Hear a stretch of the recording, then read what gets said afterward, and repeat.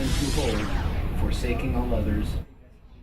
All right, happening now at 5 o'clock, 3 more counties in New Mexico, Valencia, San Miguel, and Taos, plan to start issuing marriage licenses to same-sex couples. In fact, 2 of them, Valencia and Taos County clerks, probably going to do that today.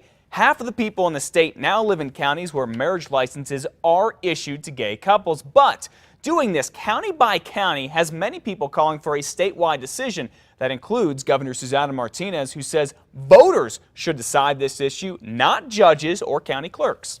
To give the decision to the people to say whether or not they want same-sex marriage is extremely important, to never take that decision away from them. This patchwork way of passing judgment on a law is really not the proper way of doing it. All right, as you may know, past efforts to get a constitutional amendment to voters have failed. The state Supreme Court has a pending request to consolidate all of the marriage lawsuits in the state. That would lead to one statewide opinion on the issue. Of course, we will keep you updated.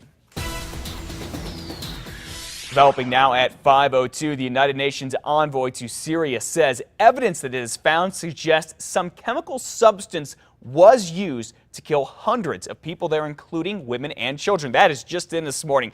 Now, with that, the U.S. is getting ready to strike Syria the moment President Obama gives the order.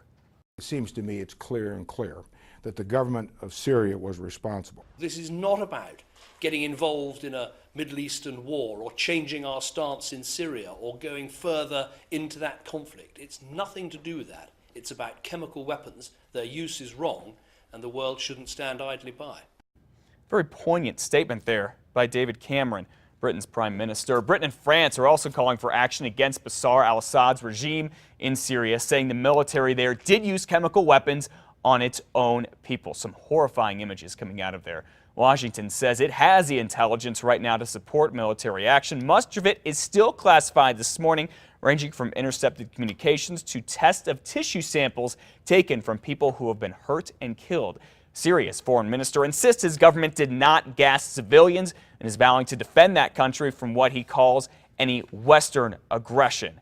Now, the White House's impending decision on what to do in Syria has made national news here, and it's caused a lot of concern, particularly here in New Mexico and for folks who have family and friends there in the Middle East. News 13's Samantha McDonald has their story. Good morning, Samantha.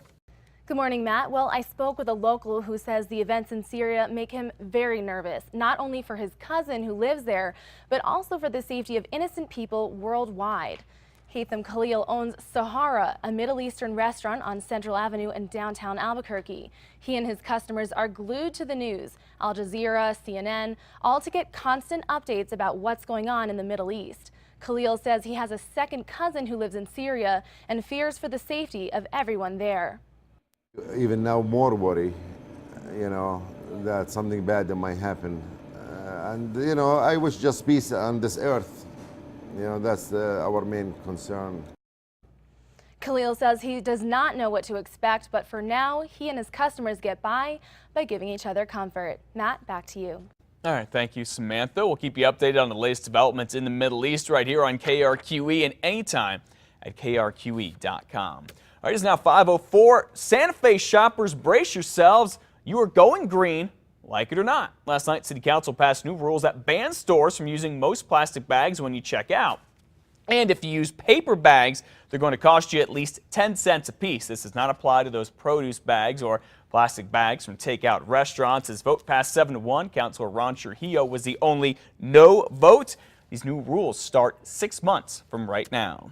Well, there is a new plan to save the lottery scholarship in New Mexico from going broke. Students with a 2.5 GPA can get 8 semesters of paid tuition from the state.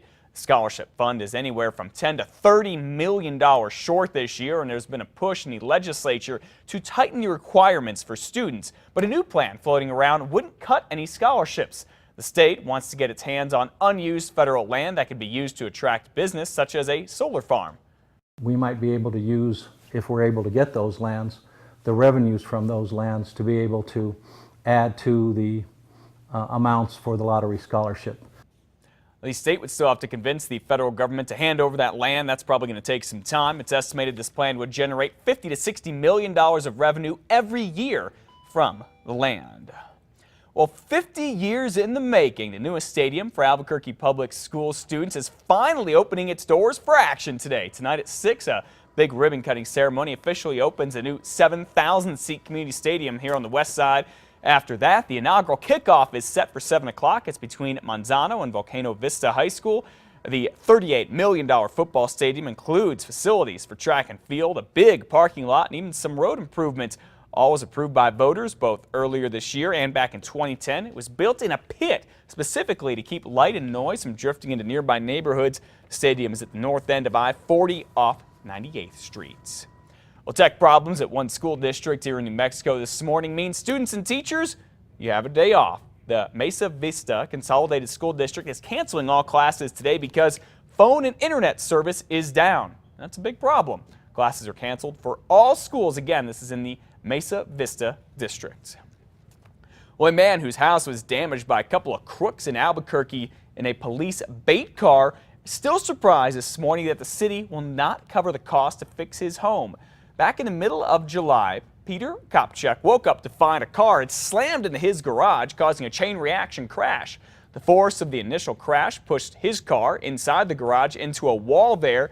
He says at the time, officers told him he had nothing to worry about, that the city had great insurance and that the damages would be covered. So he filed a claim with the city's risk management office. We got a letter from a law firm saying that the city is not responsible in any way, shape, or form, and that we should go to our own personal homeowners insurance. Well, that's because even though it was a city vehicle, it was not a city worker behind the wheel. So the city says it's not liable that the teens in the car are. Again, even though it is a city car on a bait deal. All right, Kopchak says the city could have handled the case better. Well, defense attorneys question the credibility of Tracy Province, key prosecution witness at the federal murder trial of John McCluskey yesterday. McCluskey and Tracy Province escaped from a prison in Arizona in 2010 with the help of Castle and Welch. While on the run, they were accused of carjacking and killing Gary and Linda Haas near Santa Rosa. Now, on Monday, Province testified McCluskey shot the Haas's while he and Welch were outside the couple's trailer. Well, on cross-examination yesterday, McCluskey's lawyers grilled Province on inconsistent statements he made to investigators. They suggested Province was performing for the jury. Province got a deal. He's going to serve life in prison for the murders. McCluskey faces the death penalty if he is convicted. Well, a cop impersonator dodges jail time. Last year, Joseph Hanna pulled a gun on a group of teens in Albuquerque, exposed himself, and did something disgusting on one of their hats. He also used flashing lights to pull over two women, showed them a fake police badge, and warned them about their driving. Well, yesterday, a judge did not sentence Hanna to jail or prison, but instead gave him a year of house arrest and 5 years supervised probation. Again, no jail time.